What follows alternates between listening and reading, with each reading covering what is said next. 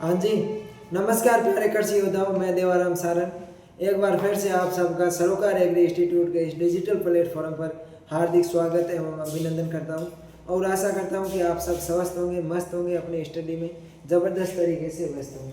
तो स्टूडेंट्स, आज भी अपन बात करेंगे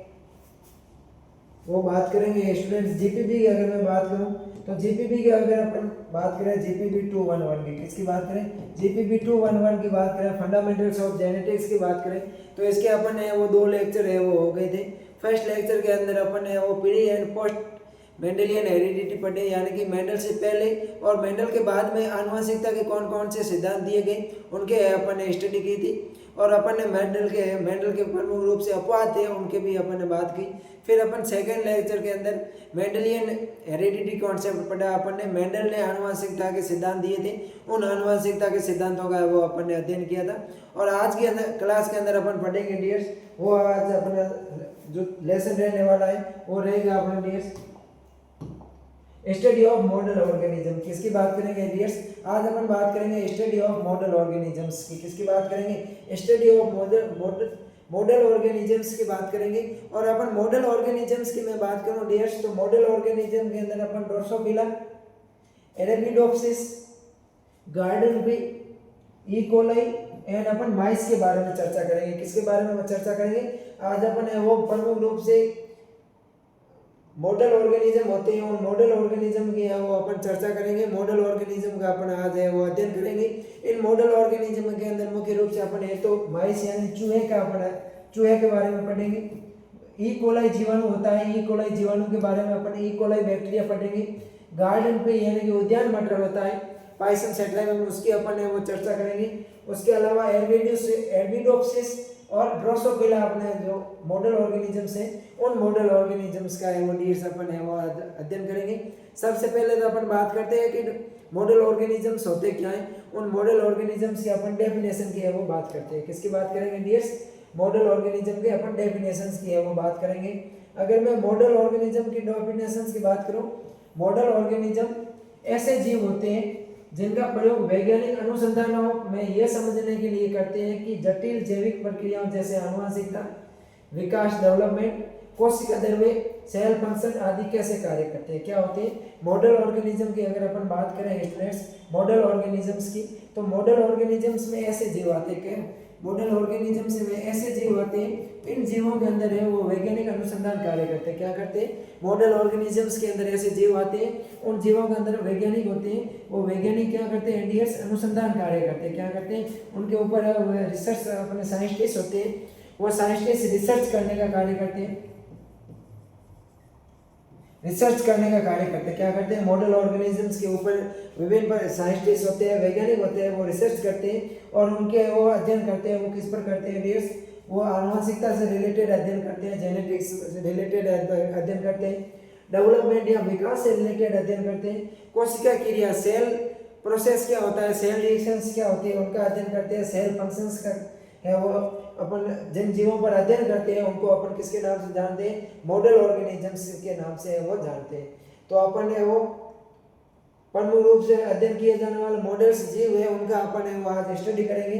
इसके अंदर अपना फर्स्ट है वो है ड्रोसोफिला मेलेनोगैस्टर। कौन सा है अपना model organism dears? Drosophila मेलेनोगैस्टर्स।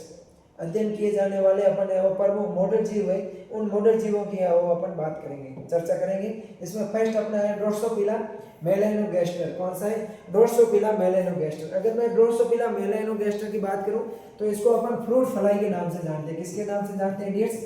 Fruit fly के नाम से जानते हैं। ड्रोसोफिला मेलेनोगैस्टर की अगर अपन बात करें, ड्रोसोफिला स्टूडेंट्स ड्रोसोफिला मेलेनोगैस्टर की अगर बात करें तो ड्रोसोफिला मेलेनोगैस्टर को अपन है वो इसके जनरल नाम या कॉमन नेम की बात करें तो ड्रोसोफिला मेलेनोगैस्टर का अपना कॉमन नेम होता है वो होता है फ्रूट फ्लाई।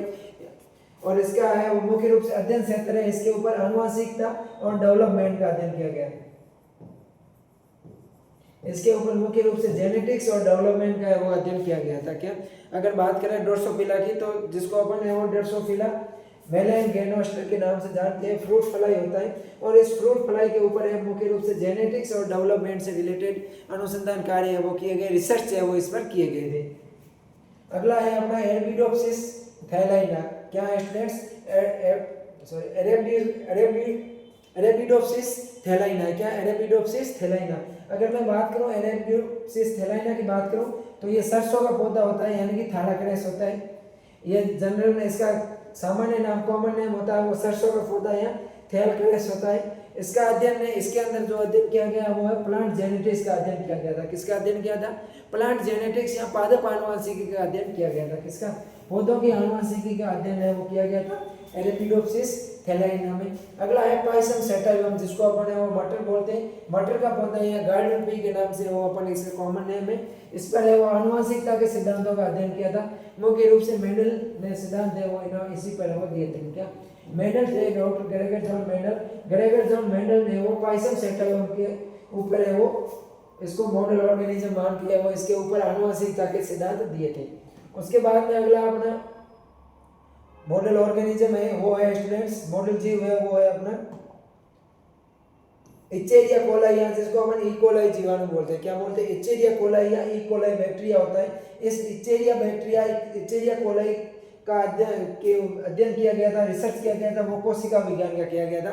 सेल बायोलॉजी होता है, सेल साइटोलॉजी का रिसर्च है वो किया गया। उसके अलावा डीएनए और अपने जैव प्रौद्योगिकी बायोटेक्नोलॉजी का वो अध्ययन किया गया था अपने इसके ऊपर। किसके ऊपर? ई कोलाई के ऊपर। इचेरिया कोलाई जीवाणु होते हैं, इचेरिया कोलाई या जिसको अपन ई कोलाई बैक्टीरिया कहते हैं। इस ई कोलाई बैक्टीरिया की मैं बात करूं तो कोशिका विज्ञान, साइटोलॉजी, डीएनए, डीऑक्सीराइबोन्यूक्लिक एसिड और जैव प्रौद्योगिकी का अध्ययन है वो किया गया, बायोटेक्नोलॉजी का किया गया।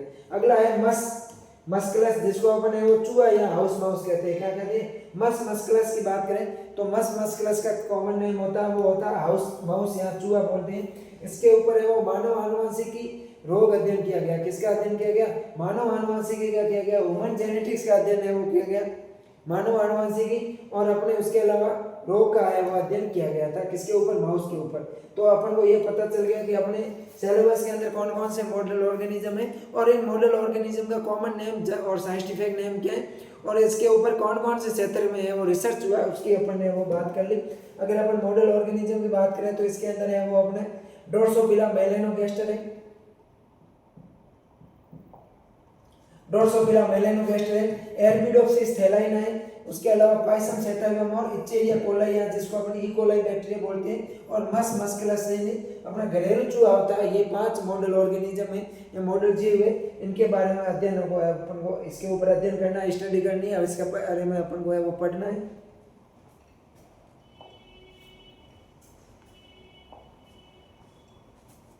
पहला अपना आता है मॉडल ऑर्गेनिज्म, वो आता है ड्रोसोफिला मेलेनोगास्टर। कौन सा है डियर्स? ड्रोसोफिला मेलेनोगास्टर, जिसको अपन है वो फ्रूट फ्लाई के नाम से जानते हैं। किसके नाम से जानते हैं? ड्रोसोफिला मेलेनोगास्टर को अपन है वो डियर फ्रूट फ्लाई के नाम से जानते हैं। अगर मैं इसकी विशेषताओं की बात करूं तो इसका जीवन चक्र होता है वो छोटा होता है। क्या?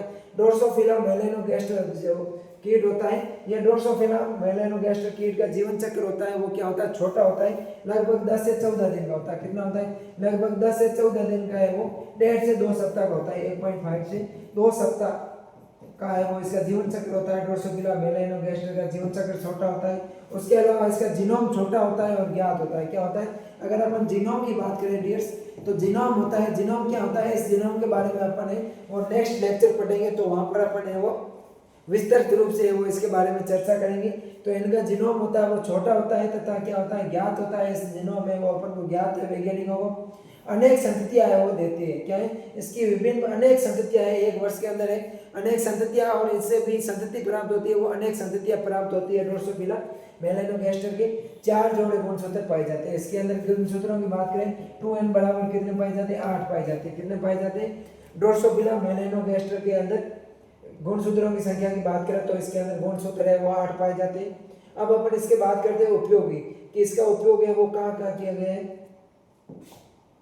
आनुवंशिकी क्रॉसिंग या जेनेटिक्स प्रोसेस में इसका अध्ययन किया गया है। कहाँ इसका उपयोग है? आनुवंशिकी क्रॉसिंग या जेनेटिक्स प्रोसेसिंग में वो इसके ऊपर रिसर्च करने किया गया है। सेक्स लिंक्ड गुणों का अध्ययन किया गया है इसके ऊपर। जो सेक्स लिंक्ड गुण होते हैं यानी कि लिंक्ड गुण होते हैं उनका है वो अध्ययन किया गया, जिसको अपन सहलग्न बोलते हैं। क्या? लिंग सहलग्न जीन, लिंग सहलग्न जीनों का अध्ययन किया गया। लिंग सहलग्न जीनों का अध्ययन है वो इसके ऊपर अपन ड्रोसोफिला के ऊपर किया गया। उसके अलावा उत्परिवर्तन या म्यूटेशन की भी है, और जीन मैपिंग का भी अध्ययन है वो किस पर है, ड्रोसोफिला पर किया गया था। क्या म्यूटेशन की बात करें तो कोशिका के अंदर अचानक रूप से उत्पन्न होने वाले गुण और वो फिर क्या है जेनेटिक्स हो जाते हैं, आनुवंशिक हो जाते हैं, उनको अपन म्यूटेशन बोलते हैं। और इनके अलावा जीन मैपिंग का भी अध्ययन है वो ड्रोसोफिला पर किया गया था। वैज्ञानिक योगदान की बात करें तो थॉमसन हार्ट मॉर्गन ने, क्या मॉर्गन की बात करें तो मॉर्गन ने वो इसमें लिंक जीन, सहलग्न जीन और क्रॉसिंग ओवर की खोज की थी। किसकी अगर मैं बात करूं डियर्स, ड्रोसोफिला की बात करूं, किसकी बात करें अगर अपन ड्रोसोफिला की बात करें तो ड्रोसोफिला के ऊपर है वो अध्ययन किया था, इसके ऊपर रिसर्च की थी, वो किसने की थी, मॉर्गन ने की थी। किसने की थी, मॉर्गन ने की थी। ये इयान मॉर्गन क्रिकेटर है वो नहीं है, ये दूसरा है। मॉर्गन ने इसके ऊपर रिसर्च किया था, और मॉर्गन ने ड्रोसोफिला से किसकी खोज की थी, तो एक तो वो सहलग्न की खोज की थी। किसकी खोज की थी, सहलग्नता की है वो खोज की। उसके अलावा उसने वो म्यूटेशन की भी खोज की थी। किसकी खोज की थी, म्यूटेशन, या फिर अपन जिसको उत्परिवर्तन बोलते हैं, तो उत्परिवर्तन की खोज भी मॉर्गन ने वो ड्रोसोफिला के ऊपर की थी। सहलग्नता की भी खोज है वो मॉर्गन ने ड्रोसोफिला के ऊपर की थी। अगला अपना मॉडल जीव है वो है एरबिडोप्सिस थैलाइना। क्या है स्टूडेंट्स, एरबिडोप्सिस थैलाइना।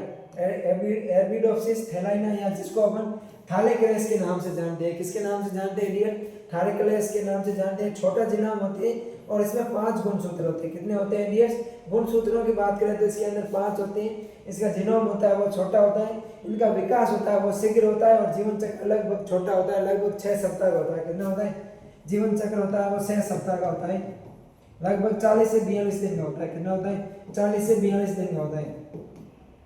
जीवन चक्र लगभग 40 से 42 डेज का होता है, 40 से 42 दिन का होता है, यानी लगभग 6-7 सप्ताह का जीवन चक्र होता है। 6 सप्ताह का होता है या 7 सप्ताह का होता है। और उसके अगर बात करें जीनोम की, तो जीनोम छोटा होता है, इनमें गुणसूत्र होते हैं वो छोटे कम होते हैं, 5 होते हैं। इसके अंदर स्वपरागण पाया जाता है। क्या पाया जाता है डियर, सेल्फ पॉलिनेटिंग पाया जाता है, स्वपरागण पाया जाता है। जीन ट्रांसफर है वो आसानी से कर सकते हैं, इसके अंदर जीनों में ट्रांसफर है वो अपन आसानी से संभव है। इसके उपयोग की बात करें तो पौधों के विकास और जीन अभिव्यक्ति का अध्ययन किया गया है। किसका, पौधों का विकास और जीन अभिव्यक्ति का अध्ययन है वो एरेबिडोप्सिस पर किया गया। ट्रांसजेनिक पौधों के लिए आदर्श प्रणाली का भी विकास भी है वो यहाँ पर किया गया था इसी मॉडल ऑर्गेनिज्म के ऊपर। अगला अपना है पाइसम सेटाइवम। अगला अपना मॉडल जीव कौन सा है, पाइसम सेटाइवम, या जिसको अपन गार्डन पी या मटर का पौधा होता है।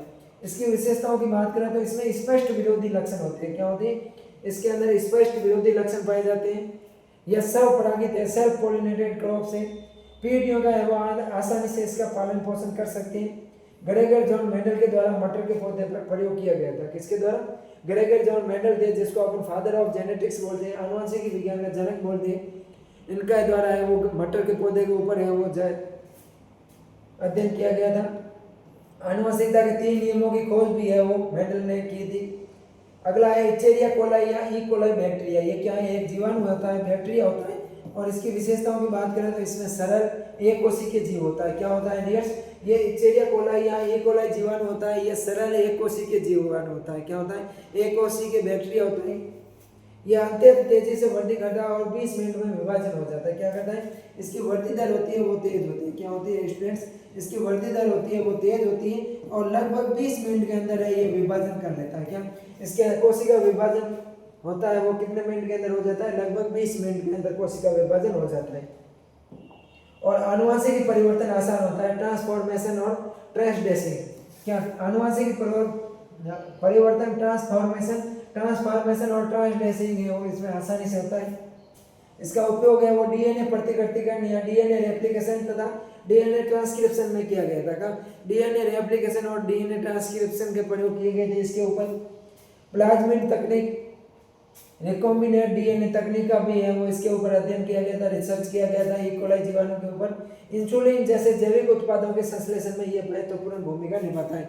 क्या, इंसुलिन का अगर अपन इंसुलिन जैविक उत्पाद है, इस इंसुलिन का अगर अपन को है वो उत्पाद करना है तो इसके उत्पादन के लिए अपन को है वो ई कोलाई जीवाणु का महत्वपूर्ण भूमिका रहती है। अगला अपना जीवाणु है मस मस्कुलस, या जिसको अपन चूहा बोलते हैं। क्या बोलते हैं डियर, मस मस्कुलस या चूहा।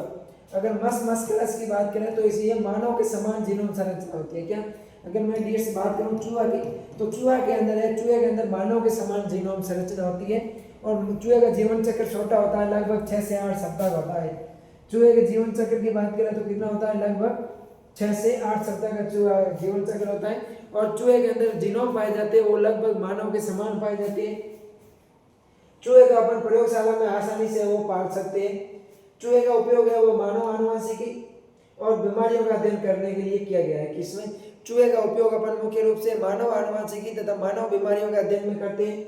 नॉकआउट जीन तकनीक का भी है वो अध्ययन उपयोग किया गया था। नॉकआउट जीन तकनीक में चूहे का उपयोग किया गया था। प्रतिरक्षा तंत्र और कैंसर अनुसंधान में भी किया गया था। अब अपन इनके बीच में एक बार है वो तुलना कर लेते हैं। अगर मैं तुलना की बात करूं मॉडल ऑर्गेनिज्म की, तो ड्रोसोफिला की जो कीट है, ड्रोसोफिला है ये क्या है, एक प्रकार का कीट है, इंसेक्ट है और ये इस पे प्रयोग क्षेत्र है वो आनुवंशिकी और जीन मैपिंग के वो प्रयोग किए गए थे इसके ऊपर। इसके विशेषताओं की बात करें तो इसका जीवन है वो तेजी से जीवन चक्र संपन्न हो जाता है, स्पष्ट लक्षण है वो इसके अंदर पाए जाते हैं। अगला अपना मॉडल ऑर्गेनिज्म है एरबिडोप्सिस। कौन सा है डियर्स? एरबिडोप्सिस है वो अपना मॉडल जीव है। अगर मैं बात करूं एरबिडोप्सिस की, तो एरबिडोप्सिस एक प्रकार का प्लांट है और इस पर है वो पौधों की आनुवंशिकता का है वो अध्ययन किया गया था। इसका जीनोम होता है वो छोटा होता है, ट्रांसजेनिक से वो इसके अंदर क्या होता है, आसानी से होता है। अगला अपना पौधा है वो है पाइसम सैटिवम। कौन सा है डियर्स? पाइसम सैटिवम होता है। इसके ऊपर है वो मेंडेलियन आनुवंशिकता के नियम दिए गए थे। इसके अंदर विरोधी लक्षण पाए जाते हैं। क्या पाए जाते हैं? विरोधी, स्पष्ट विरोधी लक्षण पाए जाते हैं और ये एक प्रकार का सेल्फ पोलिनेटेड क्रॉप से स्वपरागित फसल है, इसलिए इसके अंदर है वो अपन पर परागण को है वो आसानी से नियंत्रित कर सकते हैं, पोलिनेशन को आसानी से नियंत्रित कर सकते हैं। अगला है अपना इकोलाई बैक्टीरिया। ये एक प्रकार का बैक्टीरिया, इसके प्रयोग है, इसके ऊपर प्रयोग किए गए थे डीएनए संश्लेषण का प्रयोग, क्लोनिंग, जैव टेक्नोलॉजी के प्रयोग किए गए थे। सरल, तेजी से ये बढ़ने वाला एक प्रकार का क्या है, जीवाणु है।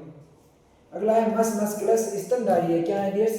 चूहे की बात करें तो ये चूहा एक प्रकार का मैमल है, मैमल से स्तनधारी है। ये इनका उपयोग है वो मानव जीन के अंदर, मानव आनुवंशिकी और मानव रोग के अंदर है वो किया गया था। मानव जैसे जीन नॉकआउट तकनीक आदि है वो यहाँ पर है वो अप्लाई किए गए थे। तो आज के सेशन के अंदर है वो अपन ने मुख्य रूप से मॉडल ऑर्गेनिज्म के वो अध्ययन किया था। मुझे आशा है कि आज की क्लास आपके लिए वो बहुत ही शानदार रही होगी। आप सबको मैं बता दूं कि सरोकार इंस्टीट्यूट के ऊपर है वो सभी सेमेस्टर की क्लासेस आपको है नोट्स निःशुल्क है यहाँ पर अवेलेबल हो जाएगा। संपूर्ण सिलेबस आपको करवाया जाएगा, सब्जेक्ट वाइज आपको नोट्स वगैरह वीडियो लेक्चर आपको यहाँ अवेलेबल करवा दिए जाएंगे। संपूर्ण नोट्स और क्लासेज पीडीएफ, उसके अलावा वन शॉट क्लासेज और guest paper solution, previous year के पेपर सॉल्यूशन सब है आपको free of cost YouTube channel पर सरोकार के प्लेटफॉर्म पर है वो मिल जाएगा। तो आज ही इसको है वो सब्सक्राइब कर दीजिए और अपने दोस्तों के पास में अधिक से अधिक शेयर कीजिए। अगर आपको वीडियो अच्छा लगा है तो इस वीडियो को है वो अधिक से अधिक है अपने दोस्तों के पास में शेयर कीजिए। मिलते हैं नेक्स्ट क्लास में, तब तक के लिए थैंक यू।